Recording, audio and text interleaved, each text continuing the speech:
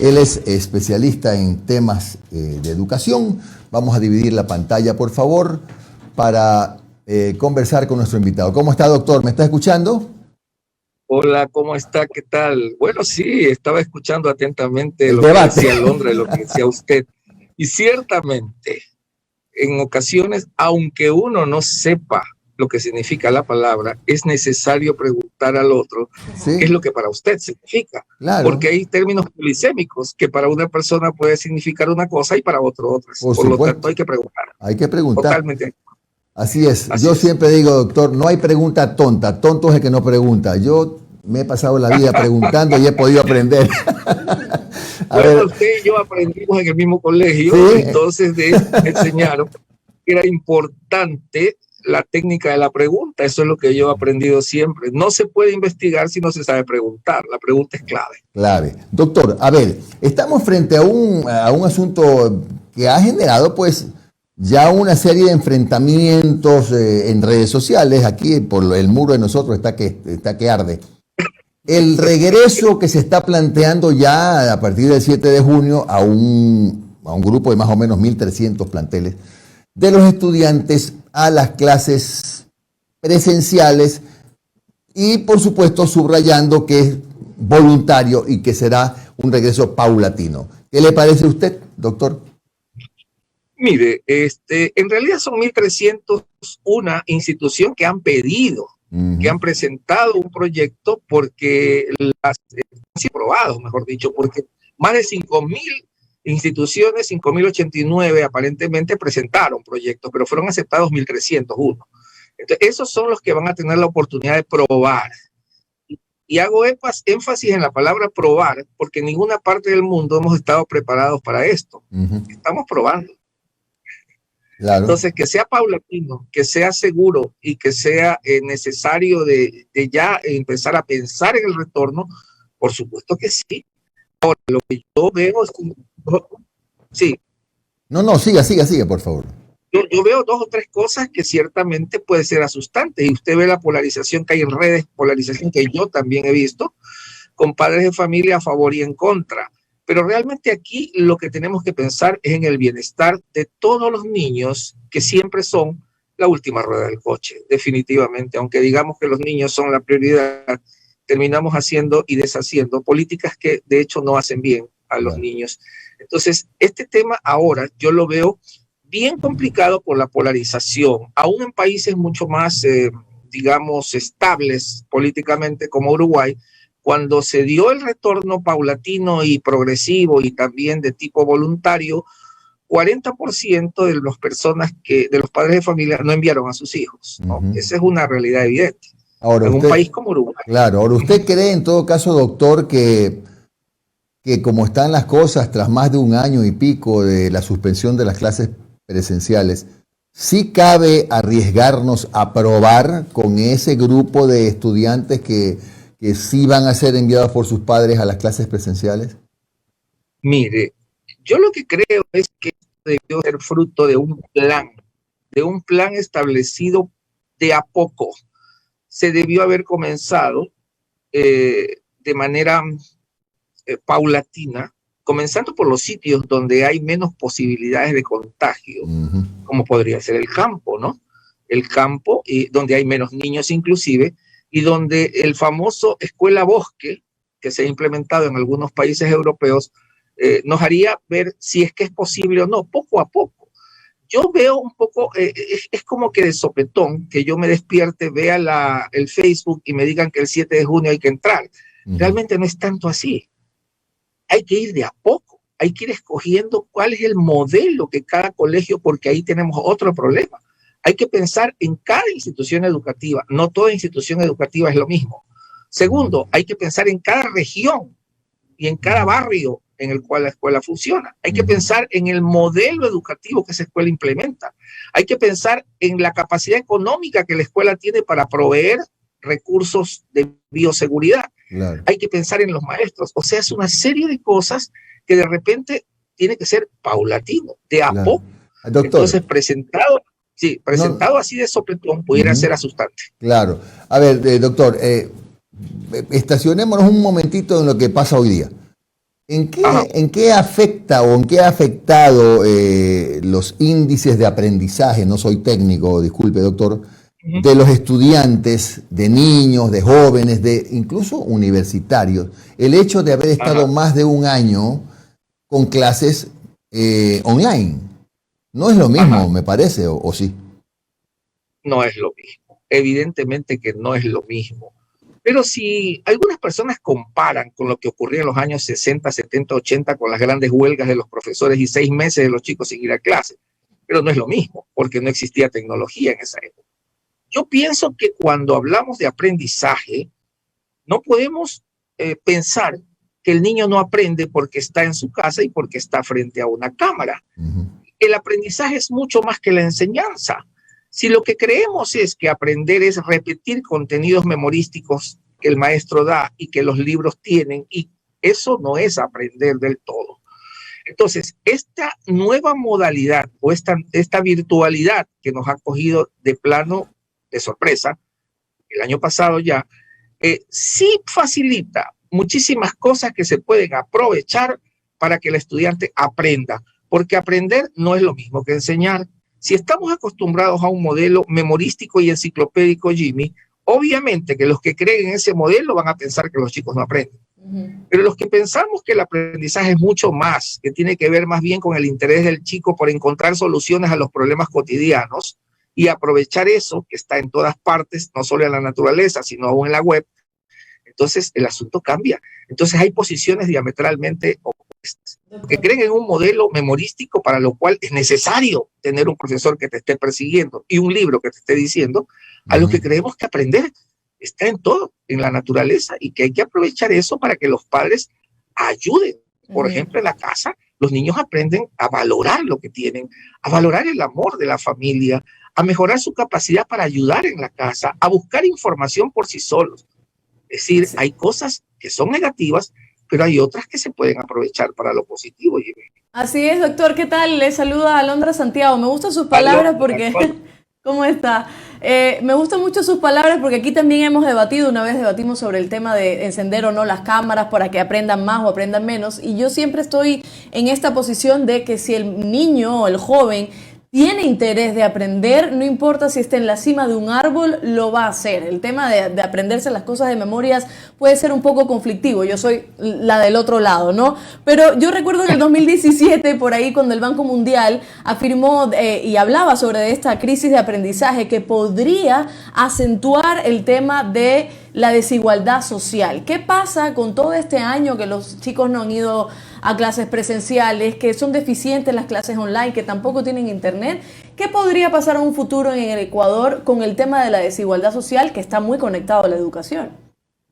Mire, antes de la pandemia, mi querida Alondra, para mí también es un gusto verla, ¿no? No solo en clases, sino ahora acá. El tema de la desigualdad en el aprendizaje y en la educación, Alondra, no viene desde la pandemia, viene desde mucho antes. O sea, ha habido desigualdad y sigue habiendo, se ha incrementado y se ha profundizado con la pandemia, pero desde antes no podíamos comparar chicos que tenían una laptop, porque hay instituciones educativas que han venido trabajando en la virtualidad antes de la pandemia, con chicos que por supuesto no tienen acceso a lo mínimo que podría ser un teléfono inteligente y que están en sitios donde no hay cobertura de internet. Entonces, desde antes ha habido graves trastornos y deficiencias en el aprendizaje de los chicos sin pandemia. Entonces se ha profundizado con la pandemia. No se puede entender que un estudiante en pleno siglo XXI no maneje recursos tecnológicos. Eso se cae por su peso. Y tampoco se puede entender que los profesores sigan en un modelo desfasado sin pensar en la investigación científica. Claro. ¿Ah? Sí, claro. Cuando todos los países del mundo nos dicen que hay que investigar, los colegios siguen pensando en la memoria y siguen trabajando en los famosos monografías, cuando esos son simples copy-paste, cuando no se hace que el estudiante recupere la capacidad, digo recupere porque de hecho la tenemos todos, la capacidad de asombrarse, claro, de encontrar errores, profe, de identificar Le voy a decir profe porque usted fue profesor mío en la maestría, así que doctor, no profe. Así me decía siempre. ¿Sí? Profe, y otra cosa, hablando del tema de educación, ¿qué implica también que los niños estén solitos en sus casas, en el internet, y no tengan ese contacto y esa conexión con otros estudiantes que también aprenden, ¿no? Porque el contacto físico, el tener a un chico al lado, el distraerse, también es parte del aprendizaje, ¿verdad? Sí, totalmente de acuerdo, Alondra, muy bien. En verdad que sí. ¿Cómo influye? Pues que lo que vamos a tener y estamos teniendo ya es muchísimos chicos con problemas emocionales, ¿ya? Muchos adultos jóvenes ya, mis alumnos son jóvenes de universidad, que ya se van a graduar en medicina, que sufren de problemas de estrés. Y el estrés no es una enfermedad, pero puede causar graves enfermedades, ¿no? Por el tema de no socializar. El ser humano es un ser gregario, necesita socializar, y ni se diga a los niños, ¿no? Entonces, es más sencillo tal vez para el mayor, pero para el niño más pequeño no comprende por qué debe ponerse una mascarilla. Es muy difícil que le digas tú a tu niño de 5 o 6 años que va a la escuela que no intercambie mascarilla con el compañerito, que no tome de la misma botella que el compañero, que no se abrace y no juegue fútbol. Entonces es muy complicado, sobre todo para hacer entender al niño. Al más grande, pues, claro, lo sabe. Doctor. Pero es necesaria la sociabilización, claro, definitivamente. Sí. Doctor, a ver, nos estamos olvidando de un grupo también que va a volver paulatinamente, progresivamente, voluntariamente, que son los estudiantes universitarios. Cierto. ¿Ya? Bueno, que esos van a saber cómo cuidarse y no abrazarse y todo con mucho más facilidad que los niños, lógico. Pero también digo yo, en todo este año, doctor, disculpe que haga una regresión, en todo este año yo no entiendo cómo, por ejemplo, los estudiantes de medicina han podido hacer alguna suerte de práctica online, o estudiantes de odontología, que yo sé, he visto cómo hacen las prácticas viendo al profesor y prácticamente trabajando solos. En eso sí me parece que en la práctica sí ha habido un problema un tanto severo, sobre todo en los estudiantes universitarios, ¿o estoy equivocado, doctor Briones? Totalmente de acuerdo, es así. Yo doy una materia teórica, Jimmy. Yo doy una materia teórica que se llama Historia de la Medicina a estudiantes de 9º ciclo. Y evidentemente mi materia teórica es más sencillo poder trabajar a través de la pantalla.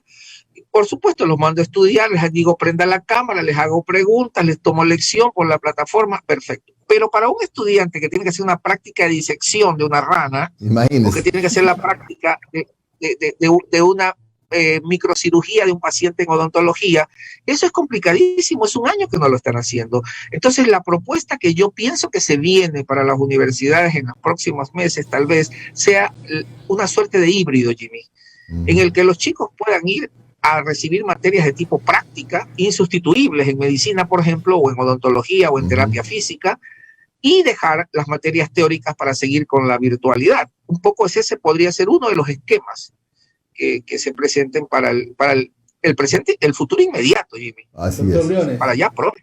Doctor Briones, buenos días, ¿cómo está? Omar Jaén le saluda. Hola. Doctor, se habla de que es voluntario el regreso a clases, ¿verdad? Entonces, ¿podría presentarse la situación, como lo decía Jimmy hace como 2 bloques, que un profesor que tiene un aula con 20 alumnos, de los cuales 10 deciden ir presencial, pero 10 se quieren quedar en casa? ¿Cómo tendrá que hacer el profesor para atender a los dos al mismo tiempo? ¿Qué herramientas necesita? ¿Parlantes? ¿Proyector? ¿Qué nomás se necesita para poder ir como los dos, como pulpo? Vea, los profesores nos hemos enfrentado a ese tipo de situaciones con presencialidad y sin presencialidad.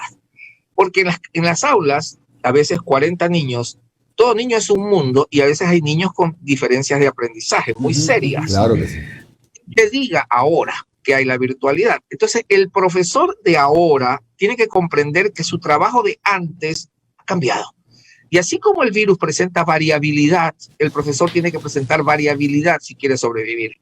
Es decir, tiene que haber un profesor que se adapte a estas circunstancias y tiene que encontrar herramientas pedagógicas para que unos y otros manejen su ritmo de aprendizaje y volverse un mentor y un guía, de manera que las dudas puedan ser zanjadas por el profesor, pero ya no podemos tener un profesor que esté pegado al estudiante para que aprenda, tal vez con los más chiquitos, pero no con los más grandes. Entonces el profesor tiene que mutar, tiene que cambiar, ya no puede ser el profesor de antes. Y ahí viene otro cuestionamiento, mi estimado amigo, es que los profesores no están capacitados, nunca se ha invertido suficiente dinero en capacitación de profesores.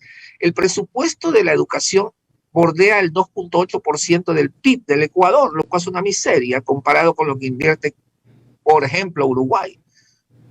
Entonces, de hecho, no tenemos dinero para invertir. ¿Para invertir en qué? En el profesor. ¿Para invertir en qué? En tecnología. ¿Para invertir en qué? En investigación científica. No tenemos. Entonces, el profesor tendrá que vérselas y hay que ayudarlo, hay que prepararlo para que unos y otros, en la medida que estén frente a la máquina o frente a él, puedan avanzar. Doctor, ¿verdad? Porque no tenemos... Sí. Okay. Hemos hecho un barrido desde la parte pedagógica y todo, pero ahora vámonos a lo físico. ¿Cuáles son las obligaciones que debe cumplir el Estado para este retorno? Porque, por ejemplo, hablábamos sobre el estado de las instituciones educativas, por ejemplo, en zonas rurales, que usted conoce bien, doctor, que nunca que aquí hemos tenido grandes instituciones en las zonas rurales, por ejemplo. Ahora deben estar peor. Ya, ahora probablemente hay que rozar el hierba y no sé cuántas cosas, ver las baterías sanitarias, cómo estarán. ¿Qué nomás le corresponde al Estado ahora que nos lanzamos a este plan para el retorno a clases? Mire, al Estado le corresponde varias cosas. Uno, financiar la parte económica. Obviamente, ¿a dónde más vamos a pedir el dinero sino en el Estado? Pero el Estado, como usted conoce, debe pensar en una priorización. Nunca será suficiente, pero lo primero es la parte económica. Lo segundo es que el Estado tiene que liderar para que la comunidad, en el caso de las instituciones que están en medios rurales, la comunidad vea a esa escuela como su escuela y por tanto las famosas mingas, los famosos apoyos de los padres, dejar de lado esa cantaleta de que el Estado te tiene que dar todo, papá Estado, y ayudar a que las familias colaboren de alguna manera, porque si hay que rozar la escuela, alguien tiene que hacerlo. Si hay que pintar la escuela, alguien tiene que hacerlo. Si hay que preparar el alimento de los niños, alguien tiene que hacerlo. Entonces, el primero es la parte de la dotación económica y de mobiliario del gobierno. Lo segundo es organizar a la comunidad, de manera que la comunidad colabore.